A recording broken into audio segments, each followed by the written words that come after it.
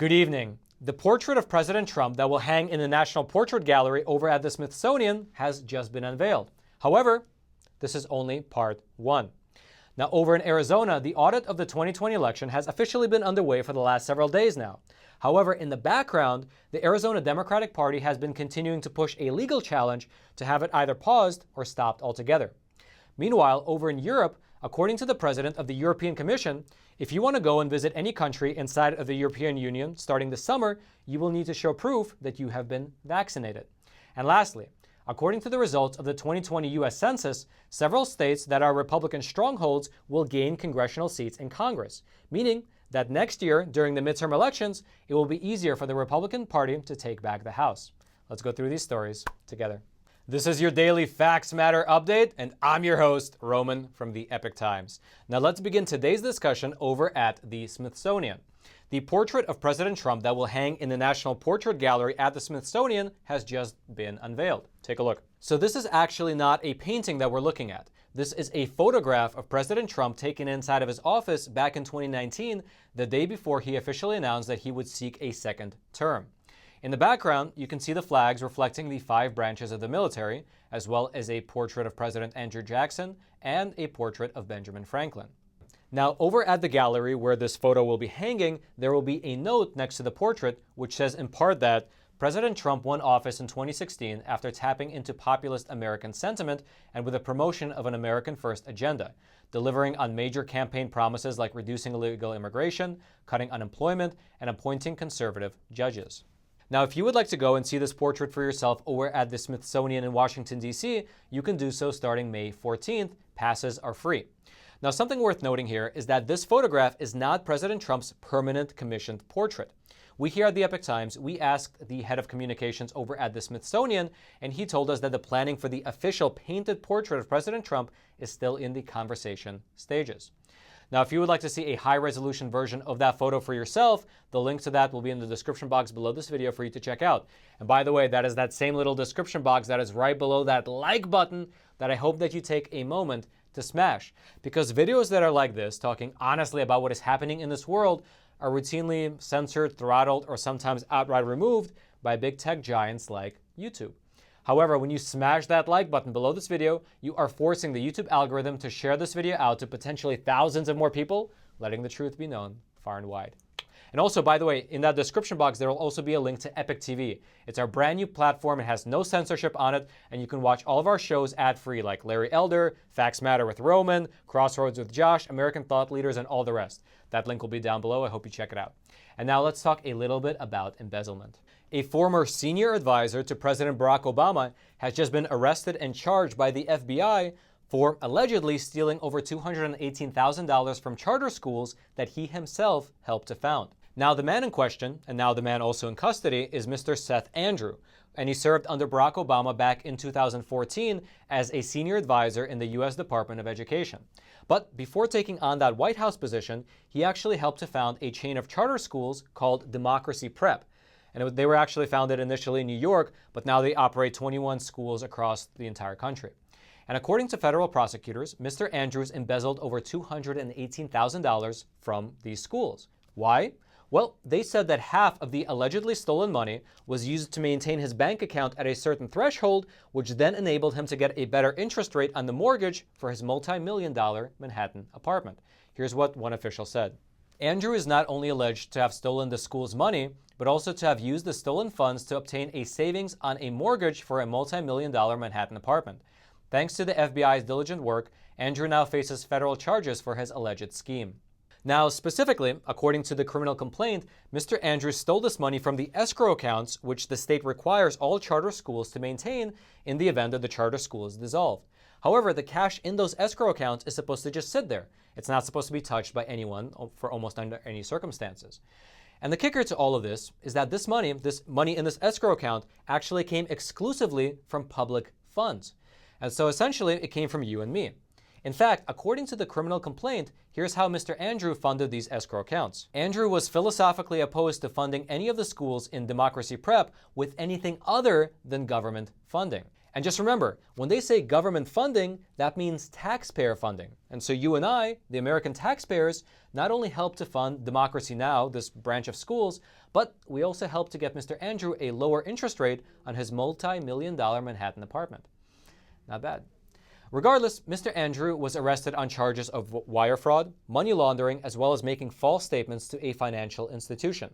Now, we here at the Epoch Times, we reached out to his lawyer, who told us that Mr. Andrew will be entering a plea of not guilty in a Manhattan federal court. Here's what he wrote to us in an email. Seth will enter a plea of not guilty. We're reviewing the papers that were just unsealed this morning. And at this moment, Mr. Andrew is actually out on a $500,000 bond with the stipulation that he cannot leave Vermont, which is where he lives at this moment.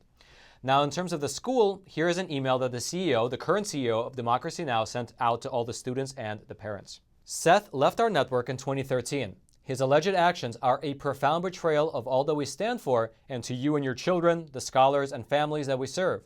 To be clear, at no time did the alleged crimes pose any risk to our students, staff, or operations in any way.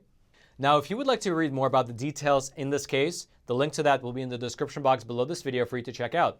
And now, before we move on over to Arizona and discuss the audit of the 2020 election that's taking place there, I would like to take a quick moment and introduce our sponsor for today's episode, and I will do so from the sound booth. That's right. The sponsor for today's episode is American Hartford Gold, which is a very cool company run by patriots that sells precious metals, gold and silver, that can be delivered directly to your doorstep, or they can be deposited into your IRA account, making it super simple. Now, they are one of my personal gold and silver bullion dealers. They're awesome. They have great customer service. And actually, when you call them, their wait music is a speech by Ronald Reagan. So even when they put me on hold, I appreciate it.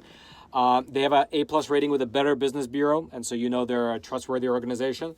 And right now they're offering a special to viewers of our program of Facts Matter.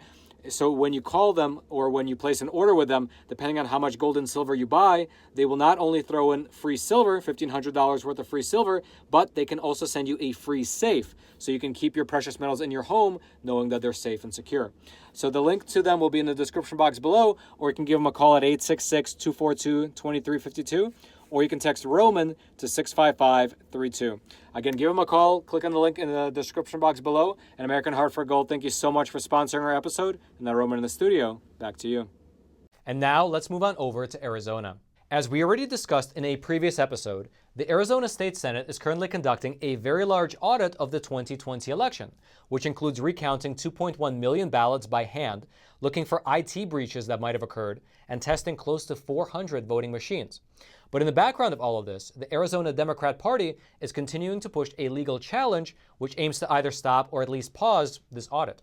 Now, if you remember, last Thursday, right before the audit was set to begin, at the very last minute, the state Arizona Democratic Party filed a lawsuit in order to get the audit stopped. Now, the next day, which was Friday, they were actually granted a pause for the audit if they were able to come up with $1 million bond. Now, the Arizona Democrats declined to come up with that bond, and so the audit was never paused, and it continued without any delay. However, over the weekend, there was a development. The judge who actually made that order, who is a Maricopa County Superior Court judge named Christopher Curry, he recused himself from the case. Now, he did so because the attorney who is defending the Cyber Ninjas, which is the firm that is leading the audit, that attorney actually used to work for Christopher Curry in his office. That created at least the impression of a conflict of interest, and therefore the judge recused himself from the case. Now, when that happened, the Arizona State Senate released this statement. We look forward to the assignment of a new judge and a rescheduled hearing as soon as possible. Meanwhile, the audit continues. Now, on Monday, which is 2 days ago, a new judge was assigned to the case. His name is Judge Daniel Martin, and yesterday, which was on Tuesday, he oversaw another hearing and made the decision that the election audit can continue, at least for now.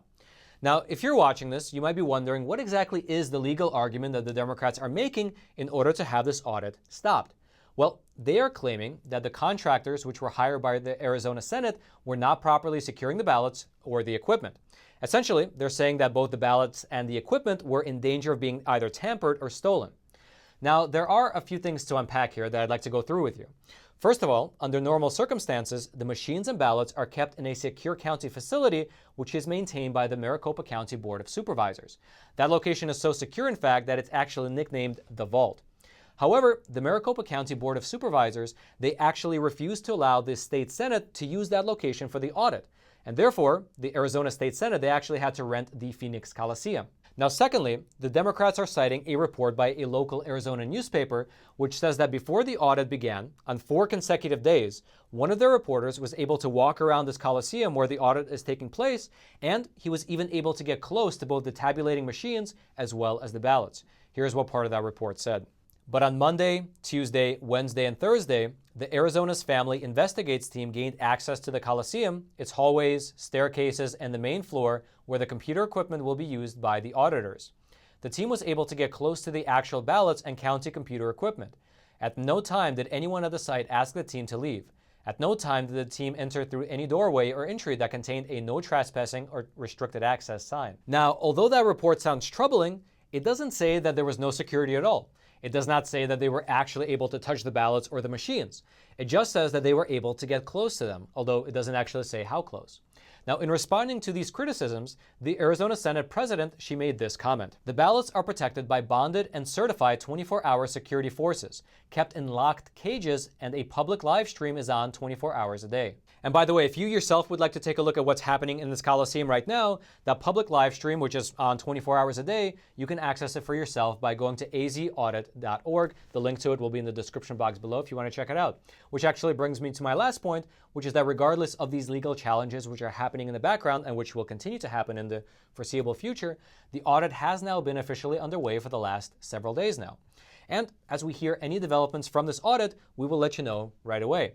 And if you would like to read more about this audit or about the legal proceedings happening in the background, the links to that will be in the description box below this video for you to check out. And now let's talk a bit about the U.S. Census results. According to the change in U.S. population, based on the most recent 2020 census, 6 states will actually be gaining congressional seats, while 7 other states will actually be losing congressional seats. And one of the reasons that this is so important is that the way these changes are taking place boosts the chances of Republicans to recapture the House of Representatives in the next year's midterm elections. Now let's look at these changes together. On this map that we're looking at here, the states marked in blue have lost a seat, while the states marked in red have gained at least 1 seat. And so if you take a look, California, Illinois, Michigan, Ohio, West Virginia, Pennsylvania, and New York have each lost 1 seat, while Oregon, Montana, Colorado, North Carolina, and Florida have each gained 1 seat. And Texas appears to be the big winner, with an additional 2 seats in the U.S. House of Representatives. And by the way, some of these changes came down to razor-thin margins. For example, over in New York, if New York had just 89 more people in the census count, it would have actually kept their seat. Think about that. 89 more people in a state that has close to 20 million. Regardless, the gains for states such as Texas, North Carolina, and Florida, where Republicans control the legislature, could be enough to overtake the Democrat majority over in the House. Now, an election analyst at the University of Virginia said it this way: I'd expect, just from reapportionment, the Republicans to win a few seats. And for your reference, by the way, the Republican Party only needs to flip 5 seats in order to retake the House next year. Now, besides the reapportionment aspect, the latest census also found that the current U.S. population stands at this number right here, 331,449,281, which is a 7.4% increase over 2010. Now, that might sound like a lot, but it's actually one of the slowest growth decades on record. In fact, the only time that the country grew slower was during the Great Depression. And 2 of the reasons that this might be so is, for one, the birth rate in this country has been steadily declining over the years, and secondly, overall migration into the U.S. has decreased, likely due to the hardline policies of the Trump administration over the last 4 years. Now, if you would like to comb through this census data for yourself, the link to that will be in the description box below this video for you to check out. And now let's talk a bit about vaccine passports. According to the president of the European Commission, if you would like to go and visit any country inside of the European Union starting this summer, you will need to show proof of vaccination. Reportedly, American and European officials have been in talks on how to create vaccine certificates to clear citizens for international travel for several months now. Here's what the president of the European Commission told the New York Times. All 27 member states will accept, unconditionally, all those who are vaccinated with vaccines that are approved by the EMA, which is the European Medicines Agency. And for your reference, by the way, all 3 of the vaccines that are currently being used in the U.S., the ones from Moderna, Pfizer, and Johnson & Johnson, have been approved by the EMA.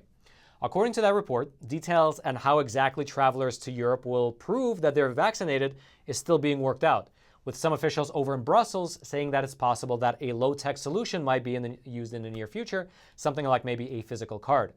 Now, this of course ties into a broader debate about these passports altogether, which critics say has the potential to create a two-tiered society, with one set of rights and privileges for the vaccinated and a whole other set for the unvaccinated. Now, about a month ago, the Biden administration publicly stated that America will not have any government-issued vaccine passports for domestic activities. However, a vaccine passport for international travel has been talked about as a possibility for months now by countries in Europe, as well as Israel, China, and several others. Regardless, if you would like to read more about the details of this new rule out in Europe, the link to that article will be in the description box below this video for you to check out. And now lastly, on the very same day that Joe Biden was sworn into office, YouTube, they made the unilateral decision to demonetize our program. So now we can no longer run any ads before, during, or after Facts Matter, and the Super Chat feature has just been disabled. They are essentially trying to snuff out our independent journalism through demonetization. However, we here at the Epoch Times have launched something very cool. It's called Epoch TV, and it is a no-censorship platform where you can watch all of our programs, such as The Larry Elder Show, my show, Facts Matter, The Crossroads with Joshua Phillips, American Thought Leaders, Counterpunch with Trevor Loudon, China in Focus with Tiffany Meyer, and all the rest. It is an awesome platform where you can get access to real, honest journalism that doesn't even think about censorship. We don't even have the thought of, oh, can we put this on YouTube or not? It's an awesome platform. The link to it will be in the description box below this video. It doesn't cost much, just a few dollars every month. But by subscribing, not only will you be supporting independent journalism, you will get unfettered access to all of these programs that you know are not being censored on their way to your screen. Again, that link will be in the description box below this video. I hope you click on it. I hope you check it out. And I hope that you join us on this journey of exploring this world through honest journalism based in truth and tradition. Now, lastly, if you haven't already, smash that like button for the YouTube algorithm. Subscribe to this YouTube channel in order to get honest news content delivered directly into your YouTube feed while you still can. And until next time, I'm your host, Roman from the Epoch Times. Stay informed and stay free.